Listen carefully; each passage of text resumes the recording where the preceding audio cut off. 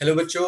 आज हम लोग एक नया चैप्टर स्टार्ट करने जा रहे हैं क्लास 10 का, दैट इज आवर एनवायरनमेंट। ठीक है, तो सबसे पहले हम लोग डेफिनेशन देखेंगे एनवायरनमेंट होता क्या है, उसके बाद इकोसिस्टम के बारे में जानेंगे। ठीक है, कंपोनेंट्स के बारे में जानेंगे। उसके बाद फूड चेन और वेब चेन को विथ डायग्राम प्रॉपरली हम लोग सीखेंगे और देखेंगे एक्चुअली उसके अंदर होता क्या है। ठीक है, तो आप लोग पेन एंड कॉपी ले लीजिए। जो भी आप लोग को बीच बीच में लगता है नोट डाउन करने की जरूरत है, आप उसको नोट डाउन कर सकते हो। अदरवाइज अगर जो बच्चा नहीं करना चाहता नोट डाउन, आप मुझे व्हाट्सअप कर सकते हो, मैं उनको प्रॉपर नोट्स सेंड कर दूंगा, जो कि हैंड रिटन नोट्स मैंने बना रखा है। ठीक है, तो चलिए आइए क्लास स्टार्ट करते हैं।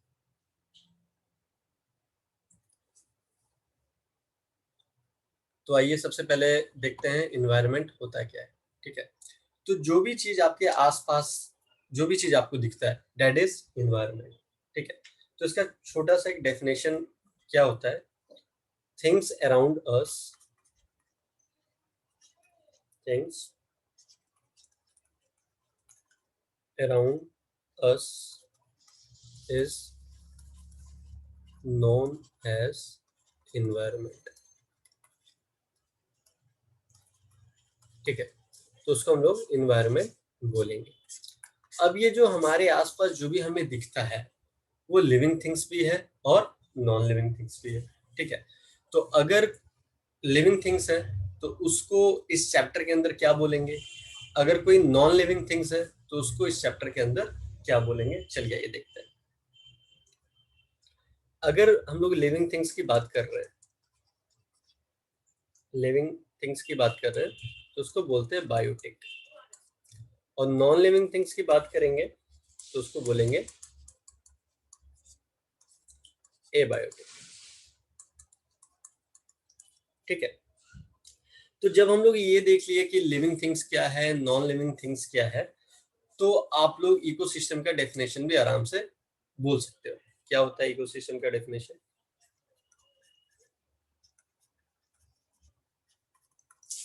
इकोसिस्टम का डेफिनेशन हो गया, it is the it is the interaction between it is the interaction between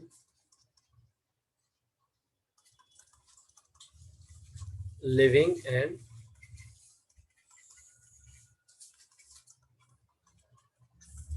non-living things in an environment। ठीक है, मतलब एक लिविंग और एक नॉन लिविंग थिंग्स का अगर इंटरेक्शन जहां पे भी होता है, उसको हम लोग बोलेंगे इकोसिस्टम। ठीक है, तो आइए चलिए देखते हैं टाइप्स ऑफ इकोसिस्टम क्या होता है।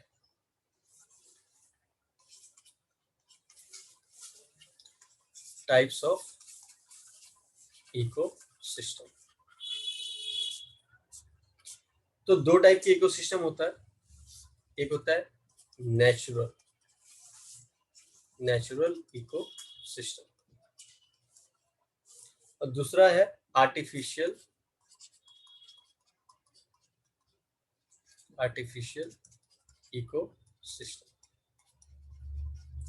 तो नेचुरल इकोसिस्टम नाम से ही पता चल रहा है, नेचुरल जिसको हम लोग बनाते नहीं है। ठीक है, तो ऐसे इकोसिस्टम जो प्रेजेंट होता है नेचुरली, उसको क्या बोलते हैं? Natural ecosystem. तो आइए इसके बारे में भी लिख लेते हैं। द इकोसिस्टम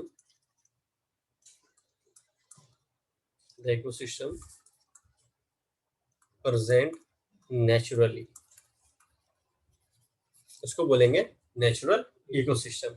एग्जाम्पल के तौर पे हम लोग फॉरेस्ट बोल सकते हैं, और क्या बोल सकते हैं? आइडिया, रिवर्स, है ना? और कोई आइडिया? डेजर्ट्स। ठीक है, ये सारे क्या हो गए? नेचुरल इकोसिस्टम के अंदर आते हैं। ठीक है, तो फिर आर्टिफिशियल इकोसिस्टम क्या है? आर्टिफिशियल इकोसिस्टम उसको बोलते हैं जो मैनमेड होता है। मैनमेड को बोलते हैं आर्टिफिशियल इकोसिस्टम। ठीक है, एग्जाम्पल के तौर पे जैसे गार्डन्स हो गया, एक्वेरियम्स हो गया, है ना? तो ये सब जो है वो manmade ecosystem, sorry, artificial ecosystem हम लोग बोलते हैं। ठीक है, तो आप लोग से कभी कभी 1 मार्क से क्वेश्चन में ये पूछ दिया जाता है कि वो कौन सा इकोसिस्टम है जो कि लार्जेस्ट मैन मेड इकोसिस्टम बोला जाता है। तो that is called the agro ecosystem. क्या बोलेंगे उसका? Agro ecosystem. ये क्या है? Which is the largest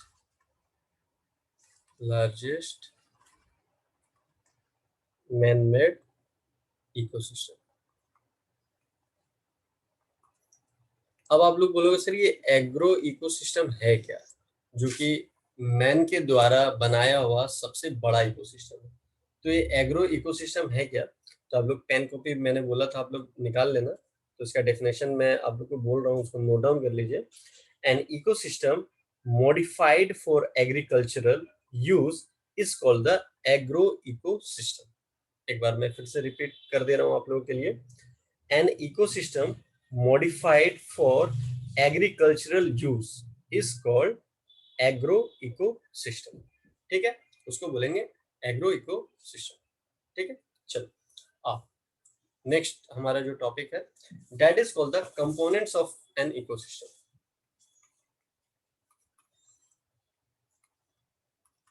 components of an ecosystem. तो आइए चलिए देखते हैं इसको। इसको दो भागों में बांटा गया है। पहला जो है दैट इज एबायोटिक। एबायोटिक अभी आप लोगों को बताया था कौन सा होता है, नॉन लिविंग थिंग्स के लिए होता है। और दूसरा है बायोटिक। ठीक है, फिर एबायोटिक को दो भागों में फर्दरली डिवाइड किया गया है। पहला जो है that is a climatic factor,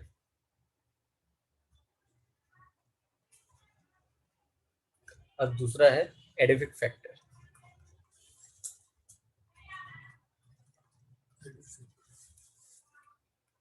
ठीक है, तो क्लाइमेटिक फैक्टर में क्या क्या आ जाएगा? जैसे आप लोग कभी बोलते हो ना सर हवा धीमी चल रही है, टेम्परेचर ज्यादा हो गया है ना। तो ये सब सारी चीजें जो आती है वो क्लाइमेटिक फैक्टर के अंदर आता है। जैसे सर आज बारिश हो रही है तो रेन हो गया, फिर आपका टेम्परेचर हो गया, फिर आपका विंड हो गया, आपका लाइट हो गया। तो बहुत सारे एग्जांपल है एटी से। ठीक है, ये आपका क्लाइमेटिक फैक्टर के अंदर आता है। तो एडिफिक फैक्टर क्या होता है? एडिफिक फैक्टर होता है जो जमीन से रिलेटेड होता है। ठीक है, तो जमीन से रिलेटेड क्या हो सकता है? सॉइल है ना, फिर आपका हो गया मिनरल्स। तो ये सब सारे होते हैं एडिफिक फैक्टर के अंदर। ठीक है, चलो अब हम लोग बात करेंगे बायोटिक फैक्टर। तो बायोटिक फैक्टर फर्दरली तीन पार्ट में डिवाइड किया गया है। तो पहला जो है दैट इज अ प्रोड्यूसर्स। दूसरा जो दैट इज कंज्यूमर। और तीसरा जो है दैट इज अ डीकम्पोजर। ठीक है, ठीक है, तो बायोटिक को फर्दरली तीन भागों में बांटा गया है, प्रोड्यूसर्स, कंज्यूमर्स एंड डीकम्पोजर्स। तो चलिए आइए देखते हैं ये प्रोड्यूसर्स किसको बोलते हैं, कंज्यूमर किसको बोलते हैं और डीकम्पोजर्स किसको बोलते हैं। तो सबसे पहला है हमारा प्रोड्यूसर्स। प्रोड्यूसर्स, तो प्रोड्यूसर्स वैसे चीज को बोलेंगे जो अपना खाना खुद बनाती है, मतलब which can make their own food. Producers किसको बोलेंगे? Which can make their own food. तो इसका बेस्ट एग्जांपल जो है वो है प्लांट। तो प्लांट्स क्या हो गया, उसको प्रोड्यूसर के अंदर हम लोग रखेंगे। ठीक है, उसके बाद है कंज्यूमर्स। कंज्यूमर्स क्या होता है? तो कंज्यूमर्स को हम लोग बोलेंगे organism that can not prepare own food. Organisms that that can not prepare their own food, तो उसको बोलेंगे कंज्यूमर। तो अब इसके अंदर आते हैं जैसे कॉर्निवोर्स हो गया, हर्बीवोर्स हो गया, ओमनीवोर्स हो गया, है ना। तो चलिए उसके बारे में भी हम लोग जानकारी ले लेते हैं। तो सबसे पहला हम लोग देखेंगे कार्निवोर किसको बोलते हैं। तो कार्निवोर किसको बोलते हैं? जो कि लाइक मीट जो खाते हैं, है ना, तो उसको बोलते हैं कार्निवोर। तो इसको इंग्लिश में क्या बोलते हैं? Flash eaters. कंज्यूमर का एग्जांपल है। हाँ, जैसे कंज्यूमर क्या हो गया? Organism that can not prepare their own food, जो अपना खाना खुद नहीं बनाता है। तो अपना खाना खुद नहीं बनाता तो उसके अंदर क्या है? कार्निवोर, जो कि फ्लैश ईटर होता है। तब तो तुम मांस नहीं बना सकते ना खुद से, तुम तो किसी के ऊपर डिपेंड रहोगे, है ना। तो कार्निवर्स बोलते हैं जो कि फ्लैश ईटर्स होता है। एग्जाम्पल इसका क्या हो गया? टाइगर, टाइगर हो गया, क्रोकोडाइल हो गया। तो ये सब एग्जाम्पल है किसके? कार्निवोर के, ठीक है। उसके बाद होता है, उसके बाद है हमारा हार्बीवोर। तो ये क्या होते हैं? ये प्लांट ईटर्स होते हैं, प्लांट ईटर्स। एग्जाम्पल के तौर पे क्या हो जाएगा? गॉट, डियर, है ना, ये सब एग्जाम्पल हो गया हर्बीवोर्स का। उसके बाद है ओमनीवोर। ओमनीवोर क्या होता है? वो दोनों खाते हैं, प्लांट भी खाते हैं और एनिमल्स भी खाते हैं। Eat both plants and animals. तो इसका बेस्ट एग्जांपल क्या हो जाएगा? बेस्ट एग्जांपल हो जाएगा ह्यूमन। हम लोग देखते हो, हम लोग प्लांट भी खा लेते हैं, है ना, पालक भी खा लेते हैं, और फिर हम लोग चिकन भी खा लेते हैं, है ना। तो इसका बेस्ट एग्जांपल है ह्यूमन। इसके बाद हम लोग जो नेक्स्ट पढ़ेंगे दैट इज द पैरासाइट्स। ये काफी ज्यादा इंपॉर्टेंट है। पैरासाइट्स क्या है? इसको बोलते हैं कि live on the body of host and take food from it. मतलब वो फूड तो लेते हैं बिना उनको हार्म किए हुए। तो इसका बेस्ट एग्जांपल है हमारे बालों में जो जुएं होती है, ठीक है, वो हमारे बालों में होती हैं और वहां से वो अपना फूड भी ले लेती है, बट हम उससे मरते नहीं है। मरते हैं क्या? नहीं मरते। बट अब बाकी में जैसे हमको चिकन खाना होता है तो हम लोग चिकन को क्या करते हैं? मारते हैं, फिर हम लोग खाते हैं। तो उसको पैरासाइट्स के अंदर हम लोग नहीं रख सकते। पैरासाइट्स में वैसे होंगे जो खाते तो हैं बट बिना हार्म किए हुए, ठीक है। तो इसका डेफिनेशन लिख लेते हैं हम लोग। live on the body live on the body of host and take food from it। तो इसका एग्जांपल जैसा मैंने आपको बोला था, जुएं होती है, तो उसको इंग्लिश में हम लोग क्या बोलेंगे? लीज, ठीक है। इसका बेस्ट एग्जांपल है जू, ठीक है। लीज, LIC, ठीक है, जो भी बोलो, प्रोनाउंसिएशन जो भी होता है, ठीक है। इसके बाद है decomposer.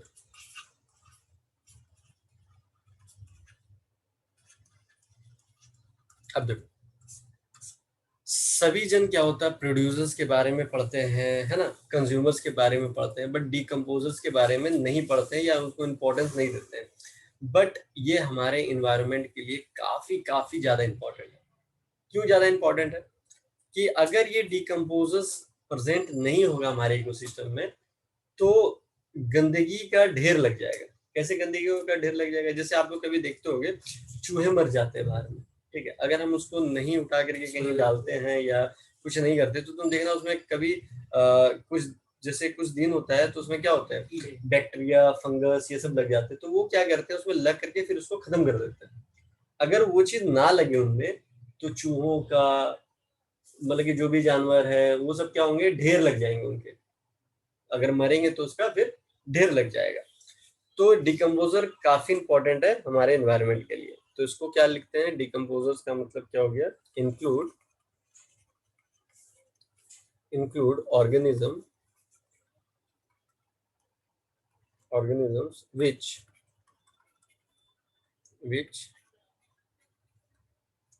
decompose the dead plants and animals। ठीक है, तो उसको क्या बोलेंगे, डिकम्पोजर्स। और इसका एग्जांपल क्या हो गया आपका, बैक्टीरिया, फिर फंगाई। ठीक है, ये सब बेस्ट एग्जांपल है आपका डिकम्पोजर का। ठीक है, उसके बाद हम लोग देखेंगे दो और टर्म है जिसको बोलते हैं energy flow and trophic level. Energy flow, तो एनर्जी फ्लो है क्या, एनर्जी फ्लो को हम लोग डिफाइन करेंगे, transfer of energy among the organism. क्या बोलेंगे, transfer of energy among organism,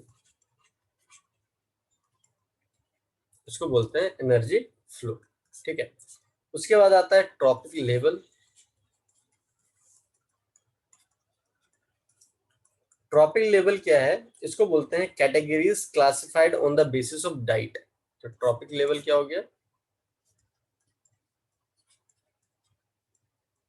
categories classified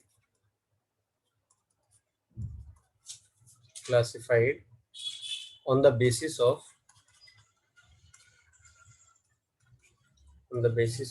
diet, तो इसको बोलेंगे trophic level.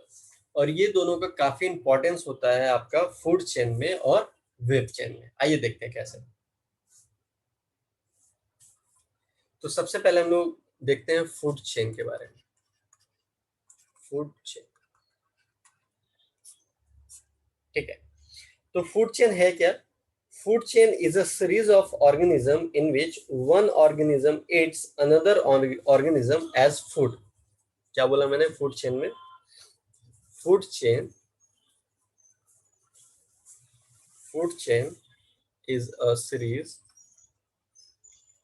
is a series of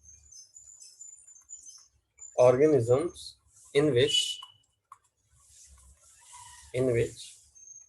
one organism eats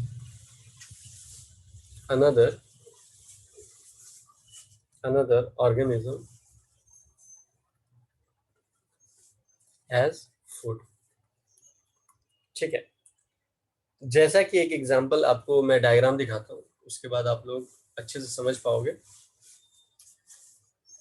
ये देखिए, ये फूड चेन का डायग्राम है। तो सबसे पहले जो स्टार्ट हुआ है हमारे यहाँ पे, एक सेकेंड मैं मार्क आउट कर देता हूँ उसको। ये देखिए, ये प्रोड्यूसर है। अभी बताया था आपको प्रोड्यूसर क्या होता है, प्लांट होते हैं जो कि जिनको जरूरत नहीं होती है वो अपना खाना खुद बनाते हैं, तो उसको प्रोड्यूसर बोलते हैं। तो ये प्लांट हो गया। तो प्लांट को कौन खा रहा है, ग्रास हॉपर, है ना। फिर ग्रास हॉपर को कौन खा रहा है, फ्रॉग। फिर फ्रॉग को कौन खा रहा है, स्नेक। स्नेक को कौन खा रहा है, ईगल। अब ईगल जब मर जाता है तो क्या हो जाता है, डिकम्पोज हो जाता है। और डिकम्पोज हो जाने के बाद ये अलग चेन में चला जाता है। कौन से चेन में चला जाता है, अलग से चेन में चला जाता है, जिसमें बैक्टीरिया फंगी उसमें लगता है और फिर उसको डिकम्पोज करता है। ठीक है, अब मेरा क्वेश्चन आप लोग से ये है कि प्लांट को सर प्रोड्यूसर हमने बोल दिया, ठीक है, तो ग्रासहोपर को क्या बोलोगे, ग्रासहोपर को बोलोगे प्राइमरी कंज्यूमर, जो पहला उसको, मतलब कि जो पहले, हाँ, जो प्रोड्यूसर मतलब प्लांट को जो खाता है फर्स्ट बार में, उसको बोलते हैं प्राइमरी कंज्यूमर। क्या बोलते हैं, प्राइमरी कंज्यूमर। ठीक है, तो फिर फ्रॉग को क्या बोलेंगे, सेकेंडरी कंज्यूमर। फ्रॉग को बोलेंगे सेकेंडरी कंज्यूमर। फिर स्नेक को क्या बोलेंगे? टर्सरी टर्सरी कंज्यूमर, है ना। ईगल को क्या बोलेंगे? That is the final consumer, final consumer, ठीक है। और बाकी ये जो है जब ये मर जाता है तो ये क्या हो जाता है? डिकम्पोज हो जाता है, डिकम्पोजर बोलेंगे इसको, ठीक है। फूड चेन आ गया आप लोगों को समझ में, ठीक। इसके बाद हम लोग देखते हैं टाइप्स ऑफ फूड चेन क्या हो गया। तो इसको एक बार मैं क्लियर कर देता हूँ, आप लोग स्क्रीनशॉट ले लेना, फिर क्लियर करके एक चीज मुझे बताना है इसमें। ये देखिए, अब मैं क्या बोल रहा हूँ कि प्रोड्यूसर से लेकर के जहां तक ईगल तक जो हमारा चेन चल रहा है, प्रोड्यूसर से लेकर के ईगल तक जो हमारा चेन चल रहा है, इसको हम लोग बोलते हैं ग्रेजिंग फूड चेन। तो मतलब एक second,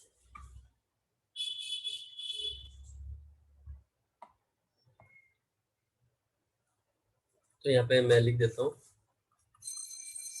types of food chain, ठीक है। तो दो तरह के फूड चेन होते हैं। पहला हो गया आपका ग्रेजिंग फूड चेन, ठीक है। दूसरा क्या हो गया? डिट्रेक्टर्स फूड चेन। कौन सा फूड चेन बता? ग्रेजिंग फूड चेन क्या हो गया? हमारा प्रोड्यूसर से लेकर के ईगल तक हम लोग जो चेन जा रहा है उसको बोलते हैं ग्रेजिंग फूड चेन। और डेट्रस फूड चेन हम बोलेंगे जो कि डिकम्पोजर के बाद से जो नया एक चेन स्टार्ट होता है उसको बोलेंगे डेट्रस फूड चेन, ठीक है। चलो, इसके बाद हम लोग देखते हैं कैरेक्टरिस्टिक्स ऑफ फूड चेन क्या होता है, क्या क्या कैरेक्टरिस्टिक्स होते हैं इसके अंदर।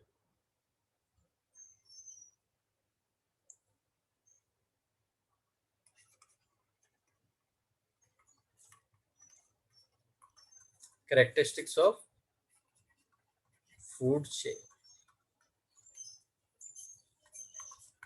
तो पहला इसका कैरेक्टर क्या है कि ये यूनी डायरेक्शनल होता है। क्या होता है? यूनी डायरेक्शनल, ठीक है। मैं शॉर्ट फॉर्म में लिख दे रहा हूँ और मैं डिक्टेट कर दे रहा हूँ, अगर पेन कॉपी आप लोग ले रखे हो तो आप पूरा प्रॉपर लिख लो। मैं रीड आउट कर देता हूँ आप लोग के लिए। There is a unidirectional flow of energy from producer to consumer, ठीक है। एक बार और मैं रिपीट कर दे रहा हूँ आप लोग के लिए।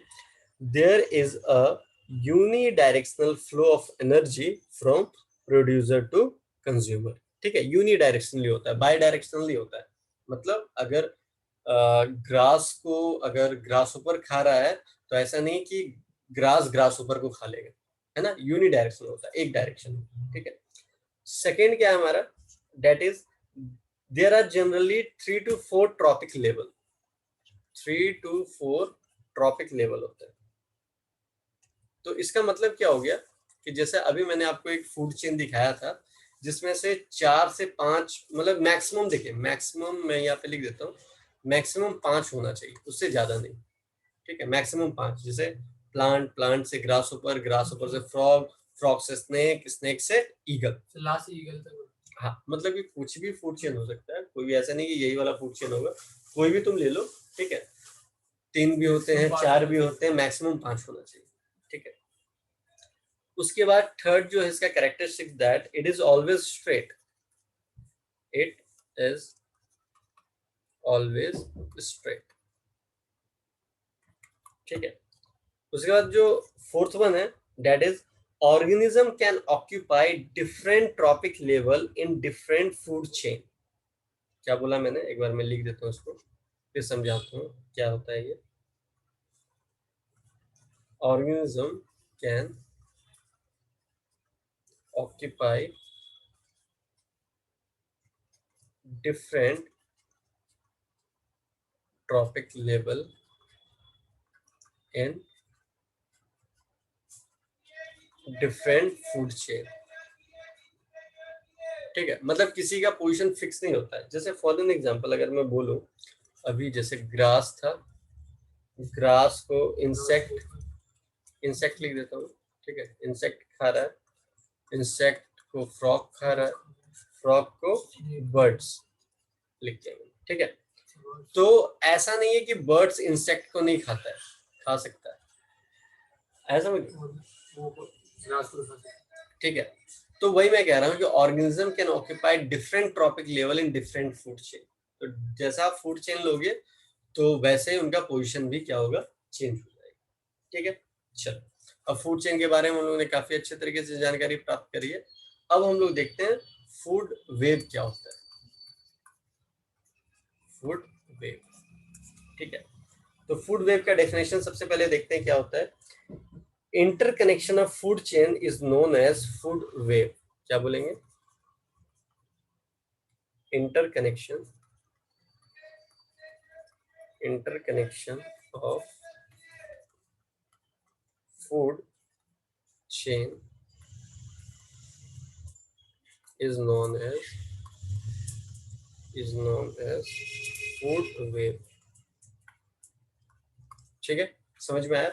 अब चलिए इसका डायग्राम दिखाते हैं तो और अच्छे तरीके से समझ में आएगा आपको। ये डायग्राम है आपका फूड वेव का। अब देखो, हम लोगों ने इसके पहले जो डायग्राम देखा था फूड चेन का, उसका कैरेक्टरिस्टिक्स क्या था कि वो स्ट्रेट जा रहा था, ठीक है, यूनिडायरेक्शनल था, है ना।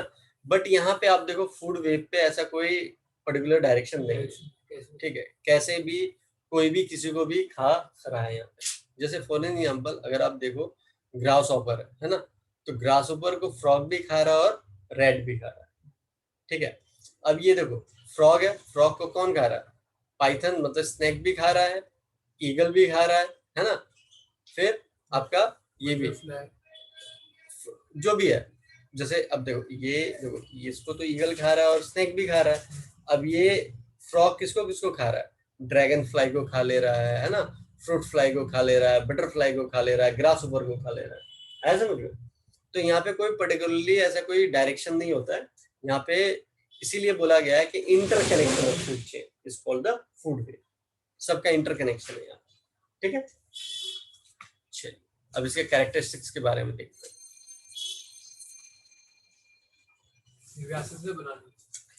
बनाने अगर डायग्राम आता है तो आप लोग ऐसा नहीं कि स्नेक्स बना रहे हैं या ये बना रहे हैं, आप एक बॉक्स बना करके उसमें लिख दे रहे हो ये ग्रास हॉपर है, ये ऐसा, ठीक है, जो कि मैंने अपने नोट्स में बना रहा है। हाँ, मैं आपको बना करके दे दिया हूँ, आप उस नोट से आप देख सकते हैं कैसे आपको एग्जाम में बनाना है, ठीक है। तो जैसा कि कैरेक्टरिस्टिक्स की बात कर रहे हैं हम लोग,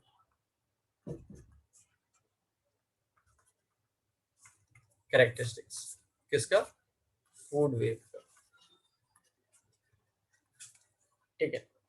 तो सबसे पहला जो कैरेक्टरिस्टिक्स है वो है food webs are never straight, never straight, ठीक है। They are formed by interlinking of food chain. कैसे फॉर्म्ड होता है? Interlinking of food chain, clear है? चलो, सेकेंड पॉइंट क्या है इसका? Food web provides alternative pathway of food ability, ठीक है। If a particular species is destroyed, मतलब कि अगर मान लो कोई पर्टिकुलर उससे, जैसे अभी मैंने डायग्राम में दिखाया था, ठीक है, अब मान लो पर्टिकुलर स्पीसीज उससे गायब हो गया, जैसे हमने ग्रास हॉपर को हटा लिया, तो वैसा थोड़ा ना फ्रॉग भूखा रह जाएगा वहां, नहीं ना, वो किसको खाएगा? बटरफ्लाई को भी खा सकता है ना, फ्रूट्स फ्लाई को भी खा सकता है, क्लियर है? चलो, उसके बाद थर्ड पॉइंट क्या है कि food waves increase ecosystem stability, मतलब ये इकोसिस्टम का जो स्टेबिलिटी है उसको इंक्रीज करने में काफी हेल्प करता है। इसलिए हेल्प करता है, अगर मान लो फॉर एग्जांपल अगर फ्रॉग वगैरह जो है, अगर वो बटरफ्लाई को ना खाए, फ्रूट्स फ्लाई को नहीं खाए, तो उसकी संख्या क्या हो जाएगी? बहुत ज्यादा हो जाएगी, है ना। फिर हमारे लिए वो दिक्कत क्रिएट करेगी। तो ये जो फूड वेव है एक क्या करता है कि स्टेबिलिटी प्रोवाइड करता है हमारे इन्वायरमेंट में, इकोसिस्टम। क्लियर है? आई होप आप लोग को यहाँ तक समझ में आया होगा। तो हमारे नेक्स्ट वीडियो में आगे का लेक्चर देखेंगे और उसको, इस चैप्टर को कंप्लीट करेंगे उस वीडियो लेक्चर में। उसके बाद उस वीडियो लेक्चर के एंड में हम आप लोग को इंपॉर्टेंट क्वेश्चन भी बताएंगे कि इस चैप्टर से कौन कौन सा क्वेश्चन बहुत ही ज्यादा इंपॉर्टेंट है और कैसे आपको एग्जाम में लिखना है और फुल मार्क्स आपको अचीव करना है। ठीक है, चलिए till then bye bye, take care और मिलते हैं फिर आपसे नेक्स्ट वीडियो में।